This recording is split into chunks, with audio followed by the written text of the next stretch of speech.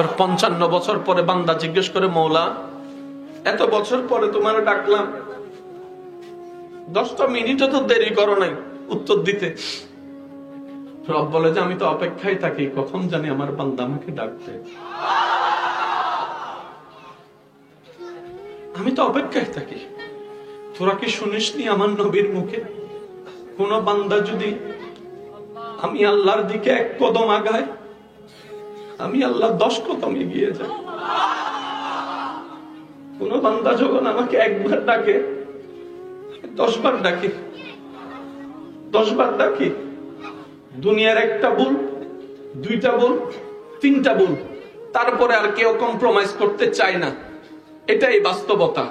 কারণ যুবক ভাইরা এই ডায়লগ মেরে বলে 3 বারের পরে যে বারবার ভুল করতে থাকবে, এটা আর ভুল হিসেবে গণ্য হবে না, সেটা বেয়াদবি হিসেবে গণ্য হবে, অসম্মান হিসেবে গণ্য হয়ে যাবে।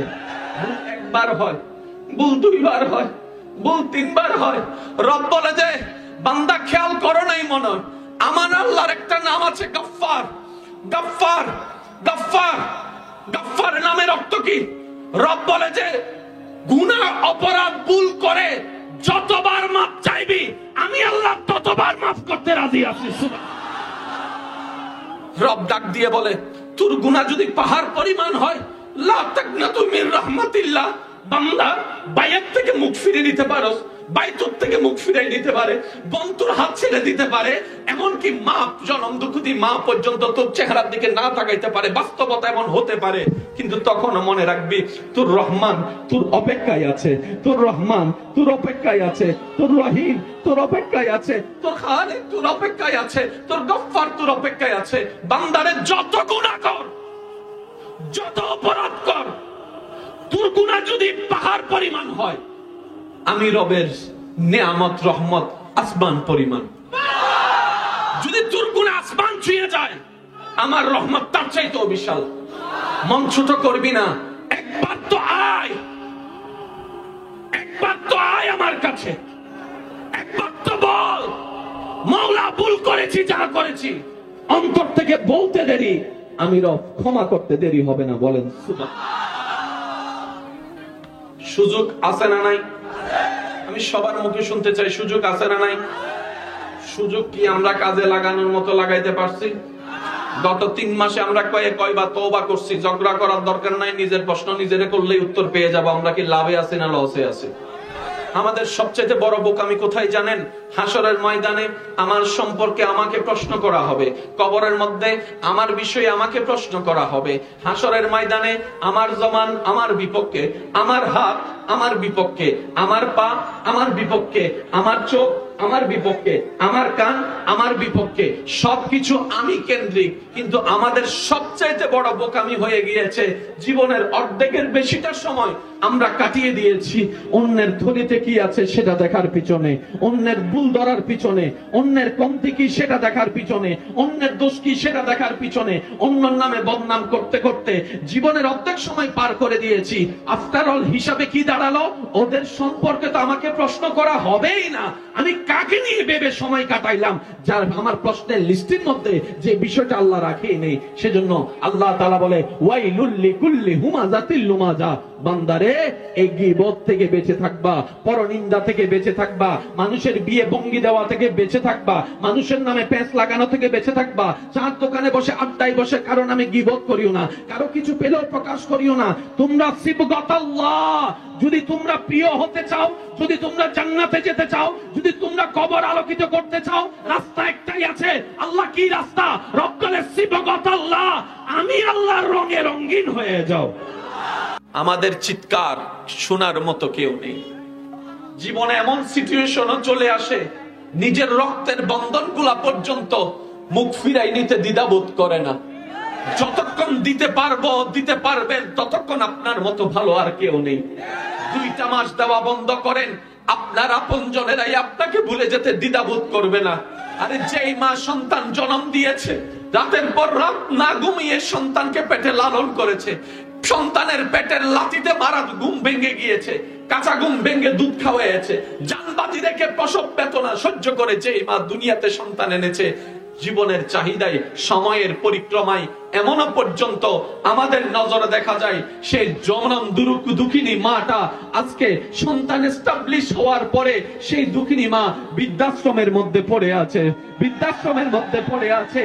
যে বাবা নিজের ফাটা ছিঁড়া গেঞ্জি পরে সন্তানকে নতুন কাপড় পরিয়েছে, এক জুতা দিয়ে বছরের পর বছর কাটিয়ে দিয়েছে, 2টা টাকা বাঁচিয়েছে, হেঁটে যাওয়ার কারণে পকেটের মধ্যে সেভ করেছে শুধু সন্তানের ভবিষ্যতের জন্য, সন্তানের ভবিষ্যতের জন্য, সন্তানকে আলোকিত করার জন্য নিজে না খেয়ে সন্তানের মুখে খাবার তুলে দিয়েছে।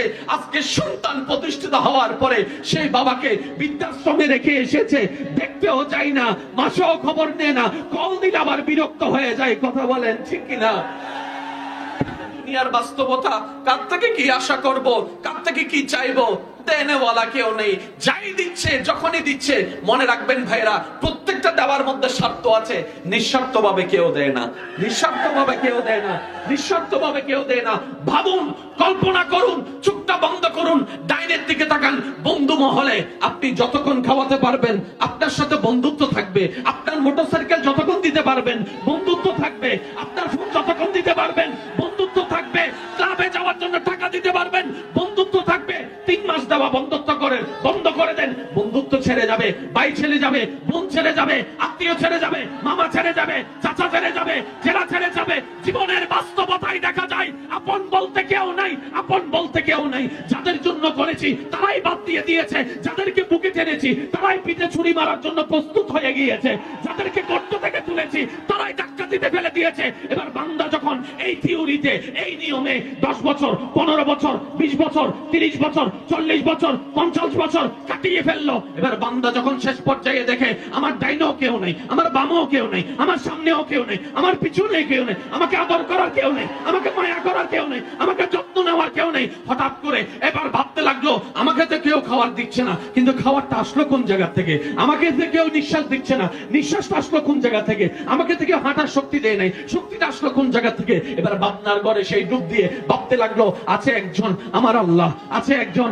আমার আল্লাহ, আছে একজন আমার আল্লাহ। এবার যখন তার অন্তর বলে যে আমার কেউ নাই, যিনি এতদিন যাকে ভুলে গিয়েছি উনি আমাকে ভুলে নাই, দিতে আছে, হায় আফসোস, কি কর্তব্য না ফরমান, আমি যিনি দিয়েছেন তাকেই ভুলে রইলাম, আর যারা ভুলে গিয়েছে তাদেরকেই দিতে রইলাম। আমার মতো তো গাদা আর কেউ নাই, আমার মতো বোকা তো আর কেউ নাই, আমার মতো অযোগ্য কেউ নেই। এবার সে 55 বছর বয়সের যখন গাছতলায় বসে একবার ডাক দিল আল্লাহ, সাথে সাথে উত্তর আসে ফাসকুরুনি আসকুরুকুমের ছায়াতলে। আল্লাহ উত্তর দেয় বান্দা। সূর্য তো তাদেরকেও আলো দেয় যারা আল্লাহ বলতেই মানে না, স্রষ্টা বলতেই মানে না। কখনো ভেবে দেখেছেন? সূর্যকে প্রশ্ন করেন, সূর্য মামা আপনি তো তেনার যাকে আমরা মানি, তাহলে আপনার সাথে আমারে না বন্ধুত্ব, ওনারে দিলেন কেন? তখন সূর্য মামা বলে হেডকোয়ার্টারের অর্ডার আছে, হেডকোয়ার্টারের অর্ডার আছে, সুপ্রিম কোর্টের রায় আছে, আমি সূর্যের আলো সবার জন্য। আল্লাহ তাআলা বিধান করে দিয়েছেন সূর্যের আলোটা মাননেওয়ালার জন্য, না মাননেওয়ালার জন্য। জমিনের খাবার আমি আল্লাহকে মাননেওয়ালার জন্য, না মাননেওয়ালার জন্য। আমার রহমতের নিঃশ্বাস মাননেওয়ালার জন্য, না মাননেওয়ালার জন্য। আল্লাহ বিষয়টা তো বুঝলাম না। আল্লাহ পাক বলে যে খেয়াল তো করো নাই, আমার একটা নাম রহিম, আর একটা তো নাম আছে আমার রহমান, আমার আরেকটা নাম আছে রহমান। সুবহানাল্লাহ বলেন, আমার আরেকটা নাম আছে রহমান। আর রহমান ফিদ দুনিয়া, আমি আল্লাহ মাননেওয়ালার জন্য রহমান, না মাননেওয়ালার জন্য রহমান। যারা মানে তাদেরকেও খাওয়াই, যারা মানে না তাদেরকেও খাওয়াই, যারা ডাকে তাদেরকেও খাওয়াই, যারা ডাকে না তাদেরকেও খাওয়াই। আল্লাহরে যদি তুমি আমার হতে চাও, এই থিওরি অ্যাপ্লাই করো। বন্ধুকে যতটুক খাওয়াবা, দুশমনকে তার চেয়ে বেশি খাওয়াতে হবে। সুবহানাল্লাহ। আরেকটু জোরে বলা যাবে? আমি আল্লাহ কখনো কারো রাস্তা বন্ধ করিনি, তুইও রাস্তা বন্ধ করিস না। আমি আল্লাহ ফেরাউনের পানি বন্ধ করি নাই, তুইও বন্ধ করিস না। অন্যের মালিকানা জায়গায় যারা থাকে তাদেরকে কি বলা হয়? বারাটিয়া। সবাই কি হলাম? আমরা সবাই কি হলাম? এবার যেই দেহ নিয়ে আপনি আমি অহংকার করে চলি, হিংসা করে চলি, প্যাঁচ লাগাই, সংসার ভাঙ্গায়, ওই যে দেহ, এই দেহের মধ্যে জবান যেটা আছে কথা বলার, সেটা কে দিয়েছেন? আল্লাহ। যেটা ধরার জন্য হাত দিয়েছেন কে? আল্লাহ। চলার জন্য পা দিয়েছেন কে? সেই পাটা রাখার জন্য কোমর দিয়েছেন কে? কোমরটা ফিট হওয়ার জন্য পেট ব্যবস্থা করে দিলেন কে? পেটটা রাখার জন্য বুকের ব্যবস্থা করে দিলেন কে? বুকটাকে সেটিং করার জন্য কাঁধের ব্যবস্থা করে দিলেন কে? কাঁধের মধ্যে আপনার সুইং এর মতো হাত ঘুরানোর মতো ব্যবস্থা করে দিলেন কে? সবকিছু নিয়ন্ত্রণ করার জন্য যে ব্রেন দরকার, ব্রেন দিলেন কে? দেখার জন্য চোখ দিলেন কে? সবকিছু কার দান? আল্লাহ। যারা বলেন সবকিছু কার দান? সবকিছু কার দান? আমার বলতে কিছু, আপনার বলতে কিছু, আমাদের বলতে কিছু। যেখানে আমি আমার বলতে কিছুই নাই, অহংকার করারও কোন সুযোগ। অহংকার কে করবে? যে মালিক। মালিক ছাড়া কেউ অহংকার করতে, আপনারা বিবেক দিয়ে বলেন না, মালিক ছাড়া কেউ অহংকার করার অধিকার রাখে? পারবে? এবার বলেন সবকিছু দেখেন তো মালিককে। আল্লাহ পাক বলে, সেজন্যই আমি অহংকারকারীকে পছন্দ করি না। অহংকারটা আমি না কইলাম, তুমি কেন করো? তুমি তো বাড়াটিয়া, জমিনও বাড়া, জোরে জোরে জোরে, গাড়িও বাড়া, বাড়িও বাড়া, আর তোমার যে দেখো চুল থেকে পা, এটাও ভাড়া। আর ভাড়াটিয়া ভাড়াটিয়ার মতো থাকাটাই বুদ্ধিমানের কাজ। কথা বলেন ঠিক কি না? এবার আসুন, আমি আমার ভাইদের কাছে একটু মনোযোগ চাচ্ছি। আল্লাহ তাআলা যথেষ্ট সুযোগ দিয়েছিলেন, দিচ্ছেন, দিবেন। তওবা কি করছি গত 3 মাসে একবারও? আমি আমারটা বলি, আপনি আপনারটা বলেন। তওবা কি করার সুযোগ হয়েছে? টাইম পাই নাই নাকি করি নাই? আপনারা একটা পছন্দ করেন, টাইম পাই নাই না করি নাই? সুযোগ দিছে, সুযোগ দিছে। তওবা মানে কি? ফিরে আসা, রিটার্ন। যেমন আমি আজকে আপনাদের এখানে আসার সময় রাস্তা বালায় চলে গেছিলাম, চিনি না, রাস্তা বালায় চলে গেছে, আবার ওইখান থেকে ব্যাগ দিয়ে আবার আসছি, রিটার্ন। তওবা মানে ফিরে আসা। শব্দটা একটু খেয়াল করবেন, তওবা মানে কি? যুবক ভাইদের আওয়াজটা একটু যুবকের মতো হতে হবে। তওবা মানে কি? ফিরে আসা মানে কি? যাওয়া দরকার আল্লাহর পথে। নিশ্চয় গিয়েছি ভুল পথে। আল্লাহ পাক বলে গেল কামতালে, আমরা বললাম শয়তানের পথে। আল্লাহ পাক বলে একটা কাজ করো, শয়তানের পথ থেকে আমার পথে রিটার্ন করো। এটার নাম তওবা। গেছো সমস্যা নাই, গেছো সমস্যা নাই, ফিরে আসো। মনে রাখবেন, ভুল করা অন্যায় নয়, গুনাহ করা অন্যায় নয়। সবচেয়ে বড় অন্যায় হচ্ছে গুনাহ করার পরে তওবা না করা। কারণ এমন কোন মানুষ আছে যে গুনাহ করে না? ভাই কথা বলতে হবে, যে এমন কোন মানুষ আছে যে গুনাহ করে না? যার জীবনে গুনাহ নাই এমন কোন মানুষ আছে? গুনাহ দুই ভাবে হয়, ইচ্ছাও হয়, অনিচ্ছাও হয়। মন চাইলেও হয়, মন না চাইলেও হয়। কথা বলেন ঠিক কিনা?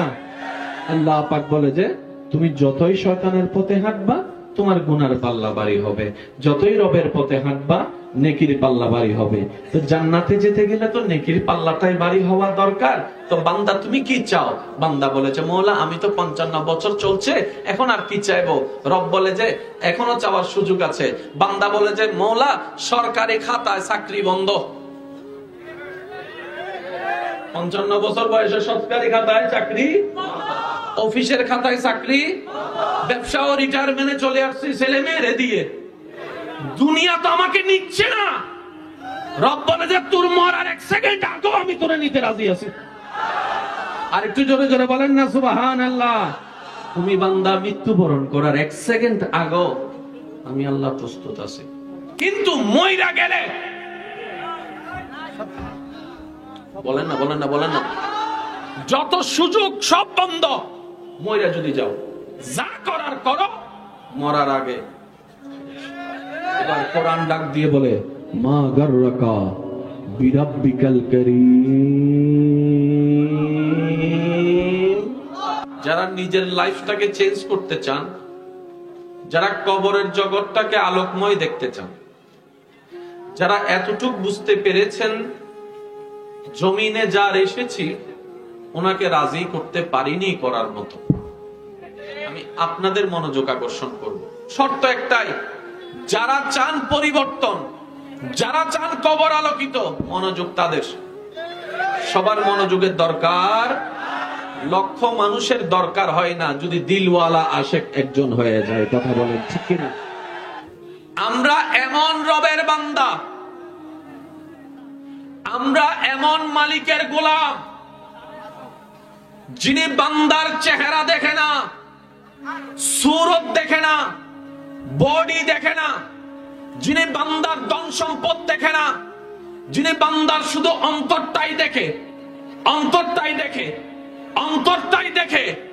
উনি এমন রব যে রবের দরবারে কপালের লক্ষ সিজদার কোনো দাম হয় না, কিন্তু কেউ যদি দিল থেকে একটা সিজদা দিতে পারে এটাও জান্নাতে যাওয়ার কারণ হয়ে যেতে পারে। সুবহান।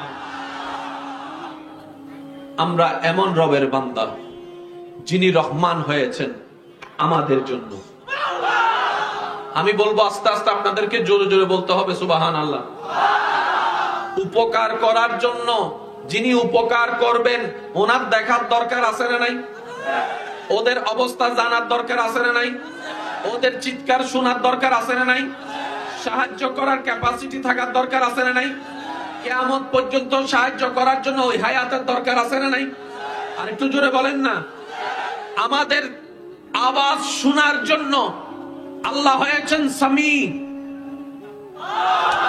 আমি আল্লাহ সিফতি নামের দিকে যাচ্ছি, শুরু করেছি জাতি নাম দিয়ে। আল্লাহ, আল্লাহর একটা নাম রহিম, একটা নাম রহমান, একটা নাম গফফার, একটা নাম সত্তার, একটা নাম খালিক, একটা নাম মালিক, একটা নাম রহিম, একটা নাম সামি, একটা নাম বসির, একটা নাম যুল জালালি ওয়াল ইকরাম।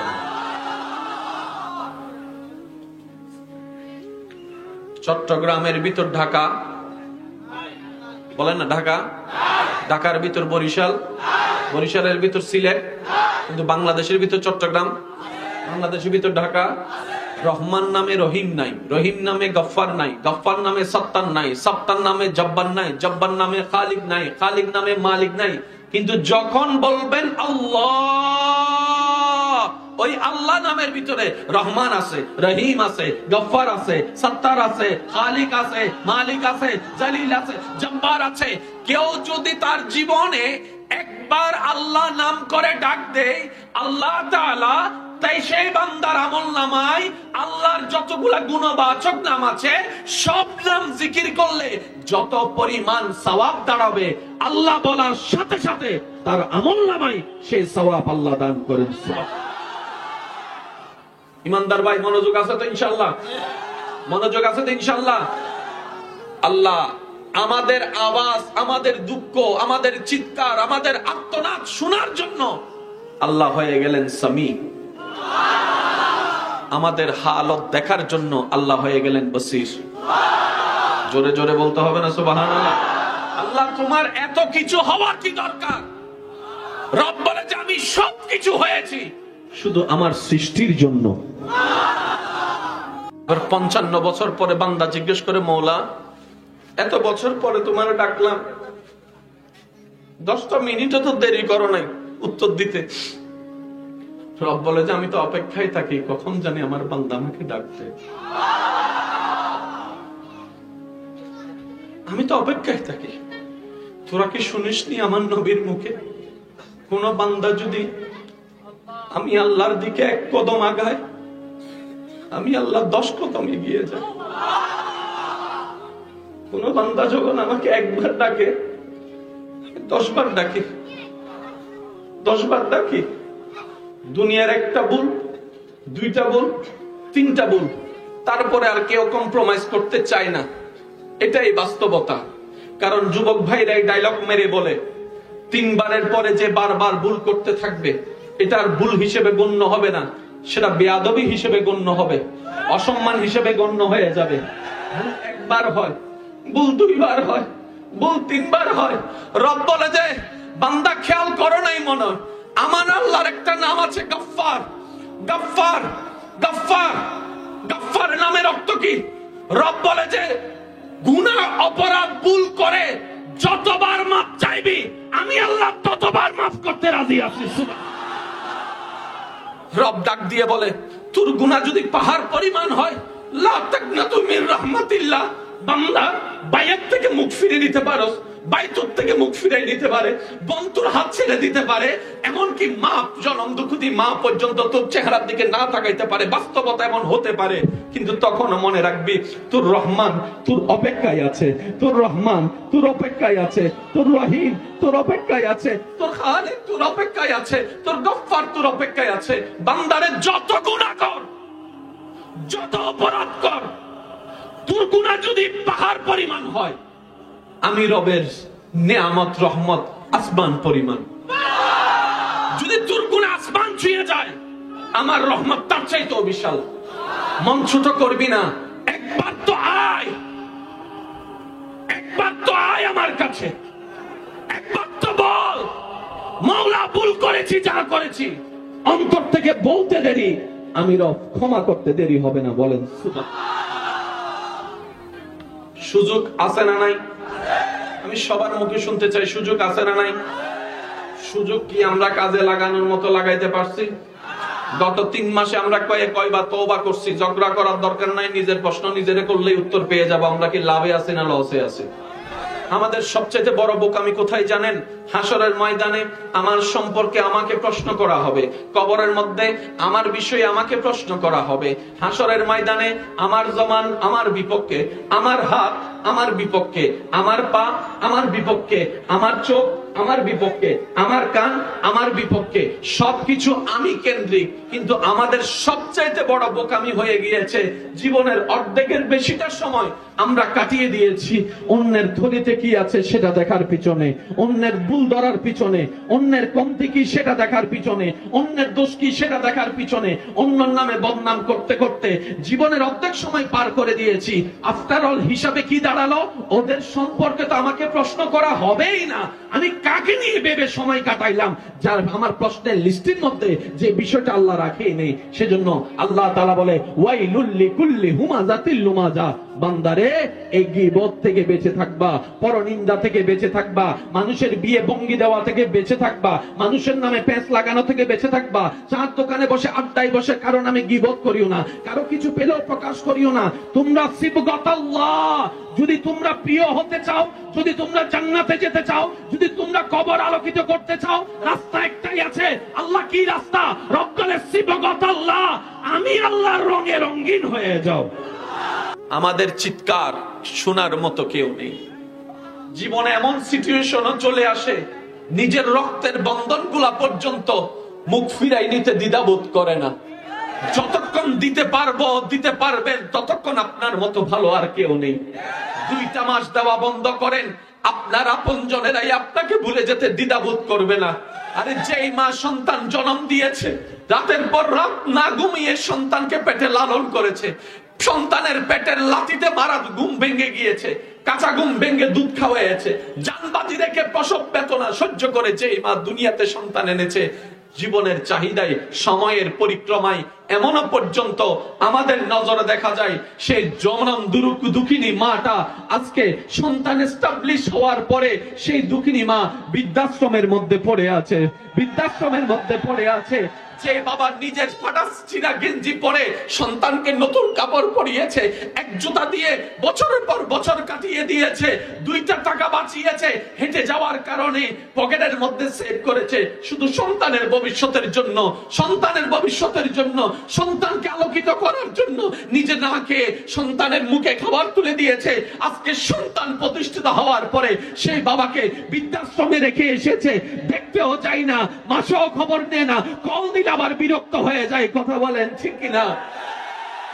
দুনিয়ার বাস্তবতা, কার থেকে কি আশা করব, কার থেকে কি চাইবো?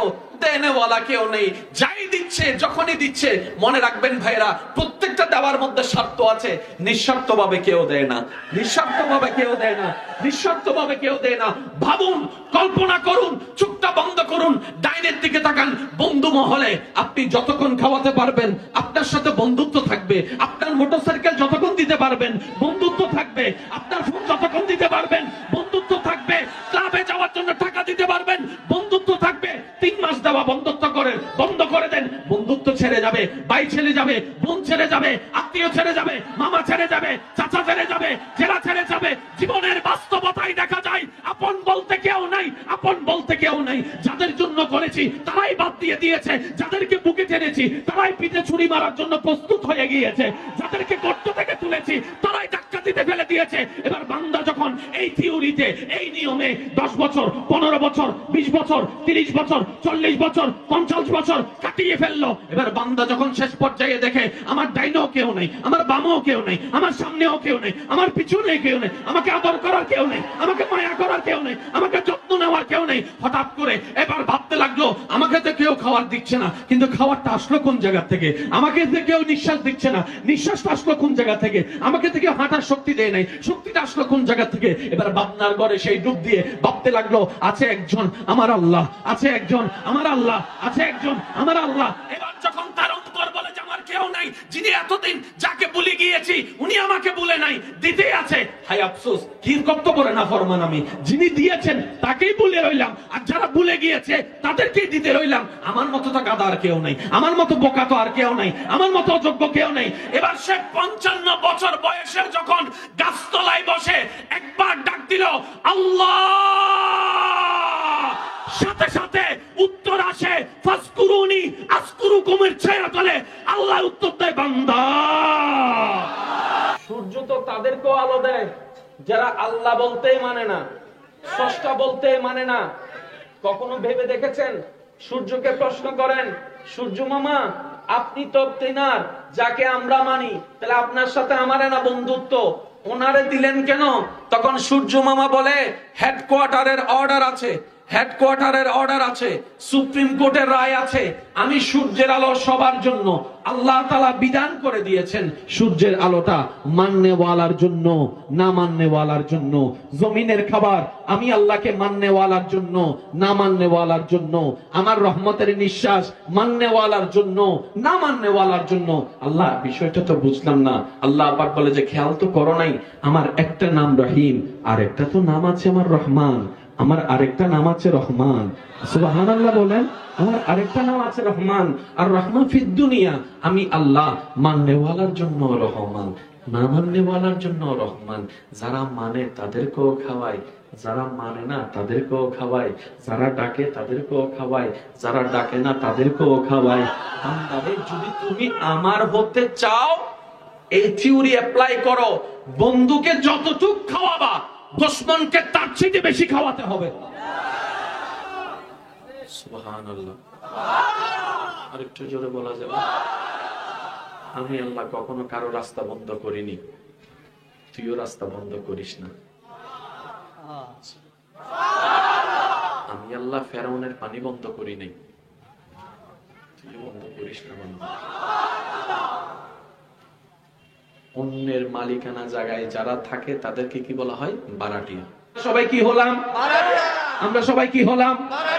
এবার যেই দেহ নিয়ে আপনি আমি অহংকার করে চলি, হিংসা করে চলি, পেঁচ লাগাই, সংসার ভাঙায়, ওই যে দেহ, এই দেহের মধ্যে জবান যেটা আছে কথা বলার, সেটা কে দিয়েছেন? আল্লাহ।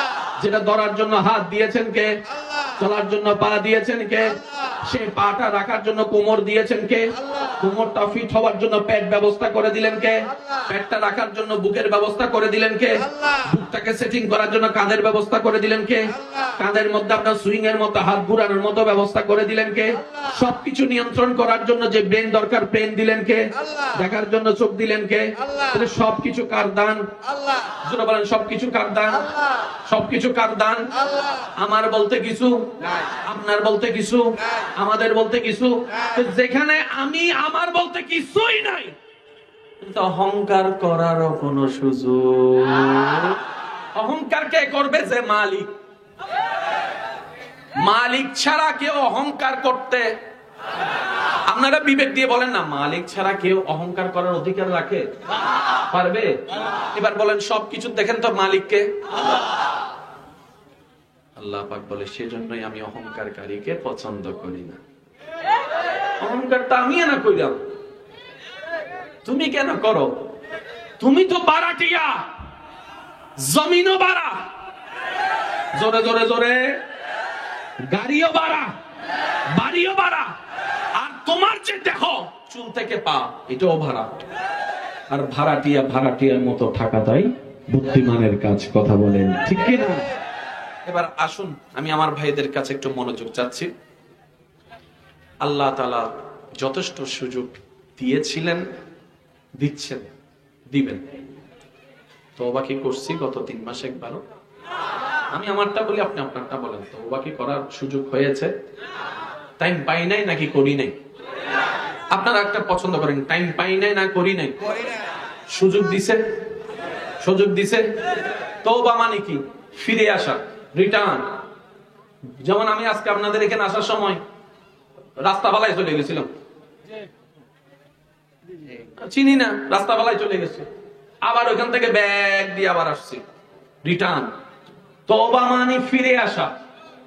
শব্দটা একটু খেয়াল করবেন, তওবা মানে কি? যুবক ভাইদের আওয়াজটা একটু যুবকের মতো হতে হবে। তওবা মানে কি? ফিরে আসা মানে কি? যাওয়া দরকার আল্লাহর পথে। নিশ্চয় গিয়েছি ভুল পথে। আল্লাহ পাক বলে গেল কোন দলে? আমরা বললাম শয়তানের পথে। আল্লাহ পাক বলে যে একটা কাজ করো, শয়তানের পথ থেকে আমার পথে রিটার্ন করো। এটার নাম তওবা। গেছো সমস্যা নাই, গেছো সমস্যা নাই, ফিরে আসো। মনে রাখবেন, ভুল করা অন্যায় নয়, গুনাহ করা অন্যায় নয়। সবচেয়ে বড় অন্যায় হচ্ছে গুনাহ করার পরে তওবা না করা। কারণ এমন কোন মানুষ আছে যে গুনাহ করে না? ভাই কথা বলতে হবে যে এমন কোন মানুষ আছে যে গুনাহ করে না? যার জীবনে গুনাহ নাই এমন কোন মানুষ আছে? গুনাহ দুই ভাবে হয়, ইচ্ছাও হয়, অনিচ্ছাও হয়। মন চাইলেও হয়, মন না চাইলেও হয়। কথা বলেন ঠিক কি না? আল্লাহ পাক বলে যে তুমি যতই শয়তানের পথে হাঁটবা তোমার গুনার পাল্লা ভারী হবে, যতই রবের পথে হাঁটবা নেকির পাল্লা ভারী হবে। তো জান্নাতে যেতে গেলে তো নেকির পাল্লাটাই ভারী হওয়া দরকার। তো বান্দা তুমি কি চাও? বান্দা বলে যে মওলা আমি তো 55 বছর চলছে, এখন আর কি চাইবো? রব বলে যে এখনো চাওয়ার সুযোগ আছে। বান্দা বলে যে মওলা সরকারি খাতায় চাকরি বন্ধ। 55 বছর বয়সে সরকারি খাতায় চাকরি, অফিসের খাতায় চাকরি, ব্যবসা ও রিটায়ারমেন্টে চলে আসছি ছেলে মেয়েরে দিয়ে। দুনিয়া তো আমাকে নিচ্ছে না। রব বলে যে তোর মরার 1 সেকেন্ড আগেও আমি তোরে নিতে রাজি আছি। আর একটু জোরে জোরে বলেন না সুবহানাল্লাহ। তুমি বান্দা মৃত্যুবরণ করার 1 সেকেন্ড আগেও আমি আল্লাহ প্রস্তুত আছি। কিন্তু মইরা গেলে বলেন না, বলেন না, বলেন না, যত সুযোগ সব বন্ধ। মইরা যদি যাও, যা করার করো মরার আগে। এবার কোরআন ডাক দিয়ে বলে মা গাররাকা বিরাব্বিকাল কারীম। যারা নিজের লাইফটাকে চেঞ্জ করতে চান, যারা কবরের জগৎটাকে আলোকময় দেখতে চান, যারা এতটুক বুঝতে পেরেছেন জমিনে যা এসেছি ওনাকে রাজি করতে পারিনি করার মতো, আমি আপনাদের মনোযোগ আকর্ষণ করব। শর্ত একটাই, যারা চান পরিবর্তন, যারা চান কবর আলোকিত, মনোযোগ তাদের। সবার মনোযোগের দরকার। লক্ষ মানুষের দরকার হয় না যদি দিলওয়ালা আশেক একজন হয়ে যায়। কথা বলেন ঠিক কিনা? আমরা এমন রবের বান্দা, আমরা এমন মালিকের গোলাম যিনি বান্দার চেহারা দেখে না, সুরত দেখে না, বডি দেখে না, যিনি বান্দার ধন সম্পদ দেখে না, যিনি বান্দার শুধু অন্তরটাই দেখে, অন্তরটাই দেখে, অন্তরটাই দেখে। উনি এমন রব যে রবের দরবারে কপালের লক্ষ সিজদার কোনো দাম হয় না, কিন্তু কেউ যদি দিল থেকে একটা সিজদা দিতে পারে এটাও জান্নাতে যাওয়ার কারণ হয়ে যেতে পারে। সুবহান। আমরা এমন রবের বান্দা যিনি রহমান হয়েছেন আমাদের জন্য। আমি বলবো আস্তে আস্তে, আপনাদেরকে জোরে জোরে বলতে হবে সুবহানাল্লাহ। উপকার করার জন্য যিনি উপকার করবেন ওনার দেখার দরকার আছে না নাই? ওদের অবস্থা জানার দরকার আছে না নাই? ওদের চিৎকার শোনার দরকার আছে না নাই? সাহায্য করার ক্যাপাসিটি থাকার দরকার আছে না নাই? কিয়ামত পর্যন্ত সাহায্য করার জন্য ওই হায়াতের দরকার আছে না নাই? আর একটু জোরে বলেন না। আমাদের আওয়াজ শোনার জন্য আল্লাহ হয়েছেন সামি। আমি আল্লাহ সিফতি নামের দিকে যাচ্ছি, শুরু করেছি জাতি নাম দিয়ে। আল্লাহ, আল্লাহর একটা নাম রাহিম, একটা নাম রহমান, একটা নাম গফফার, একটা নাম সত্তার, একটা নাম খালেক, একটা নাম মালিক, একটা নাম রহিম, একটা নাম সামি, একটা নাম বসির, একটা নাম যুল জালালি ওয়াল ইকরাম। চট্টগ্রামের ভিতর ঢাকা, বলেন না ঢাকা, ঢাকার ভিতর বরিশাল, বরিশালের ভিতর সিলেট, কিন্তু বাংলাদেশের ভিতর চট্টগ্রাম, বাংলাদেশের ভিতর ঢাকা। রহমান নামে রহিম নাই, রহিম নামে গফফার নাই, গফফার নামে সত্তার নাই, সত্তার নামে জব্বার নাই, জব্বার নামে খালিক নাই, খালিক নামে মালিক নাই। কিন্তু যখন বলবেন আল্লাহ, ওই আল্লাহ নামের ভিতরে রহমান আছে, রহিম আছে, গফফার আছে, সত্তার আছে, খালিক আছে, মালিক আছে, জলিল আছে, জব্বার আছে। কেউ যদি তার জীবনে একবার আল্লাহ নাম করে ডাক দেয়, আল্লাহ তাআলা তাই সেই বান্দার আমলনামায় আল্লাহর যতগুলা গুণবাচক নাম আছে সব নাম জিকির করলে যত পরিমাণ সওয়াব দাঁড়াবে, আল্লাহ বলার সাথে সাথে তার আমলনামায় সেই সওয়াব আল্লাহ দান করেন। ইমানদার ভাই, মনোযোগ আছে তো ইনশাআল্লাহ? মনোযোগ আছে তো ইনশাআল্লাহ? আল্লাহ আমাদের আওয়াজ, আমাদের দুঃখ, আমাদের চিৎকার, আমাদের আর্তনাদ শোনার জন্য আল্লাহ হয়ে গেলেন সামি। আমাদের হালত দেখার জন্য আল্লাহ হয়ে গেলেন বসির। জোরে জোরে বলতে হবে না সুবহানাল্লাহ? আল্লাহ তোমার এত কিছু হওয়ার কি দরকার? রব বলে যে আমি সবকিছু হয়েছি শুধু আমার সৃষ্টির জন্য।